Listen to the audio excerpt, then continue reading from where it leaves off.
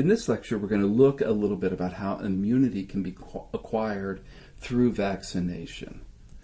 So immunization or vaccination, this is a method of achieving resistance to disease. And we know that if you immunize against communicable diseases, it can reduce the death rate, but it isn't available for all infectious diseases. The ones where it's particularly hard to get an immunization that works is with the diarrheal diseases, because they tend to be affecting the lining of the digestive tract rather than in body tissues where the immune defenses have a lot more, in body fluids, immune defenses have a lot greater chance of doing work outside the body parts. So, when you're in the digestive tract, it's not like you're really in the tissues of the body. You're kind of still outside of the tissues of the body, and it's harder for the immune defenses to reach there. And last of all, in many countries, especially those that are poor or undeveloped, immunization may not be available. So immunization, the goal of immunization is to provide active immunity. And if you recall from one of the earlier lectures, this is a resistance to disease that develops when the immune system actually encounters the antigens itself and acquires immunity to them that way. And it can occur naturally if you encounter the environments or antigens in the environment, or it can be induced artificially when we administer vaccines or toxoids in order to create immunity. So among the vaccine types, there are live vaccines, but they are attenuated. They're weakened so that they are no longer pathogenic.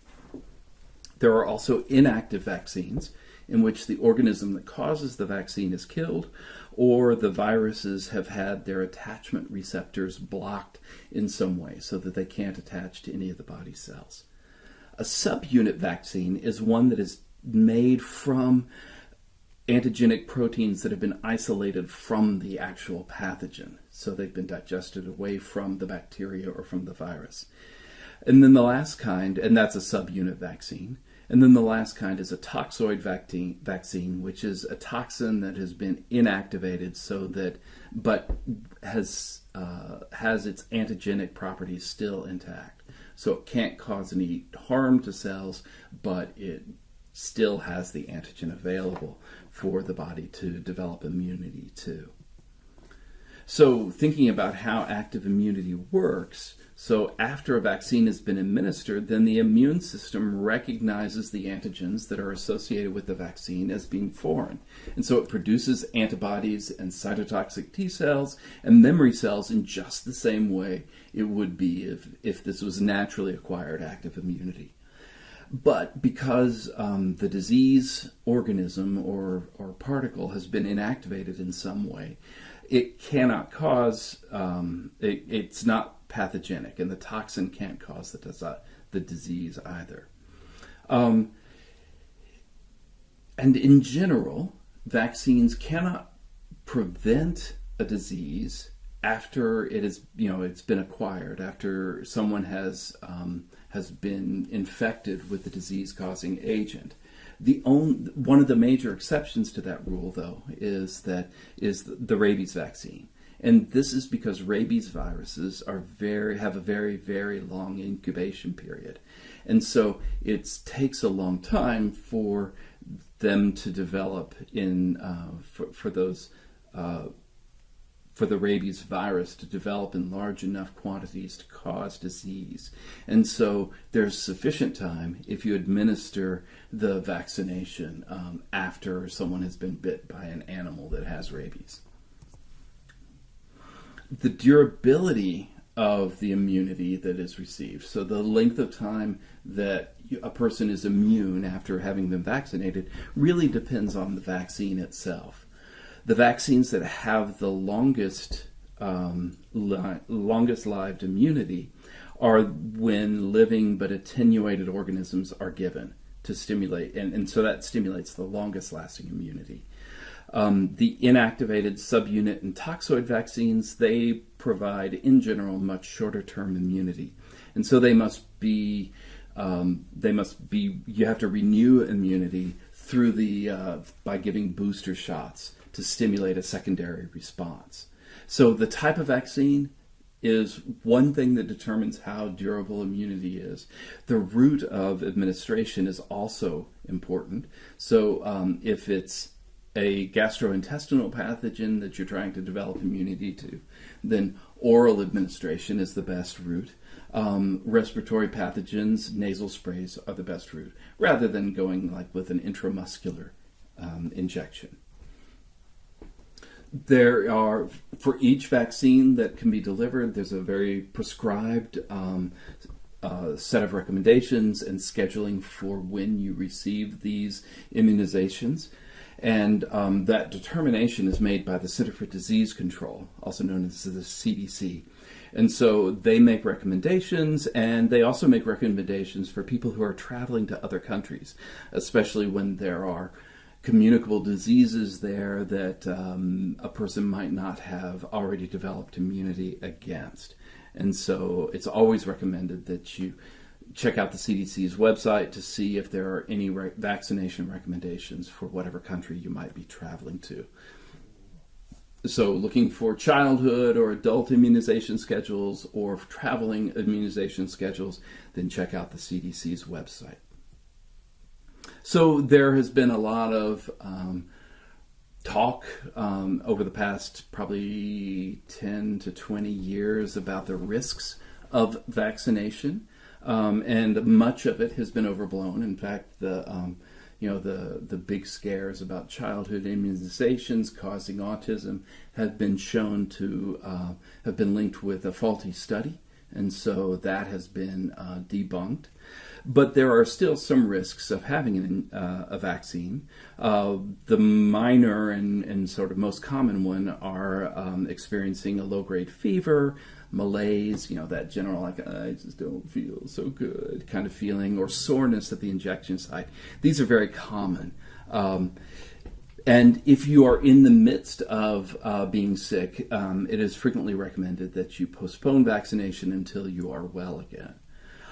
There can be allergic reactions, especially if you're allergic to chicken egg proteins, because many vaccines are incubated in chicken eggs, and so that becomes like the petri dish in which the vaccines are grown.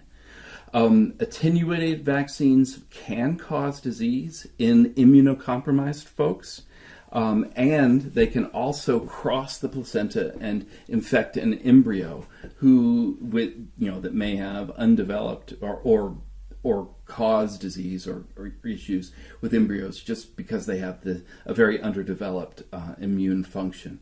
And so pregnant women are generally either advised of this risk or directed to a safer version of the vaccine, so going to a subunit vaccine, for instance.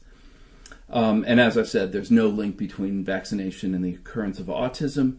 That particular study has been discredited, and the journal that published it has retracted the article. Okay, so passive immunity can also be given. So it's possible to get immediate temporary resistance to disease if a person is delivered already made antibodies, which is how passive immunity is acquired.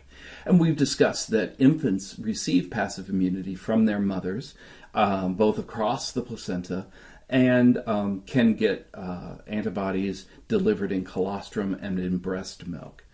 And it can also be induced if a person is injected with antibodies that have been grown either in other organisms or been produced in the lab, and then injected either into the blood or into body fluids.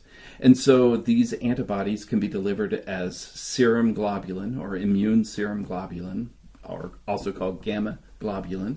And these are pooled antibodies that are gathered from the blood serum of many people who have been infected with the disease. So if it's a new or an emerging disease, then individuals who have survived that disease, you can collect antibodies from them and then deliver them to new patients with the disease.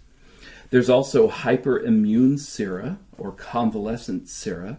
These are antibodies that are taken from the blood, again, of individuals who are recovering from the disease or from animals that have been injected with that antigen.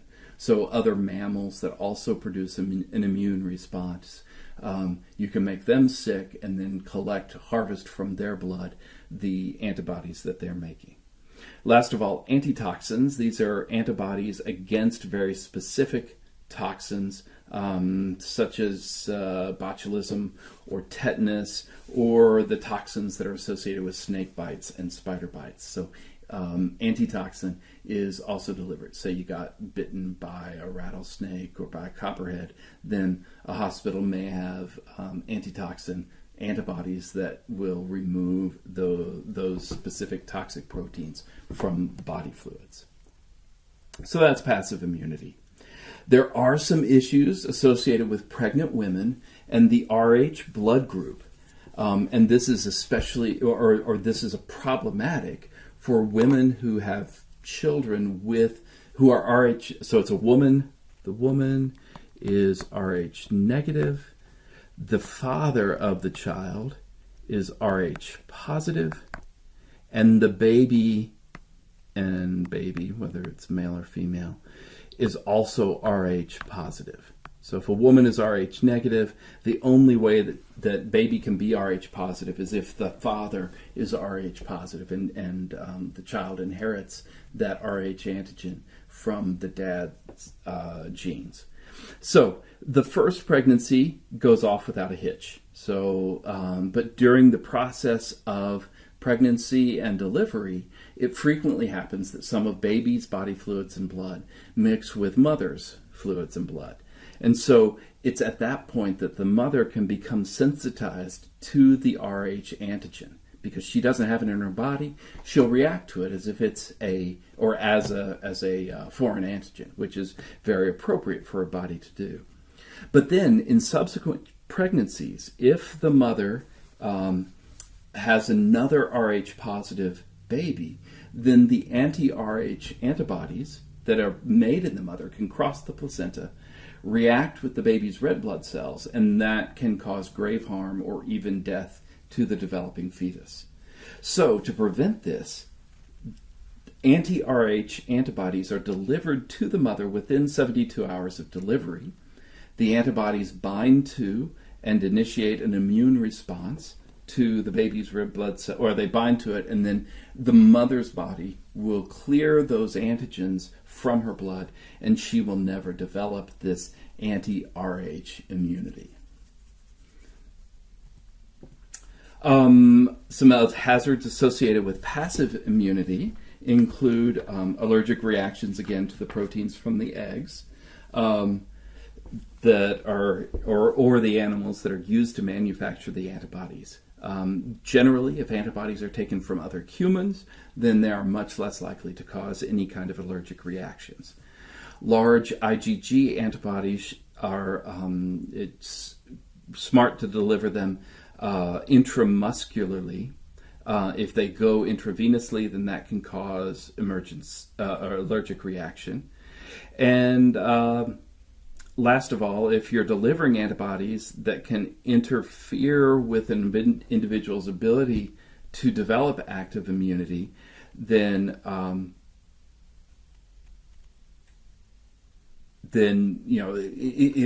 it may be that even though the person thinks that they've been exposed and have developed active immunity, they never will get active immunity. So passive immunity can prevent the development of active immunity. I guess that's what I'm trying to say.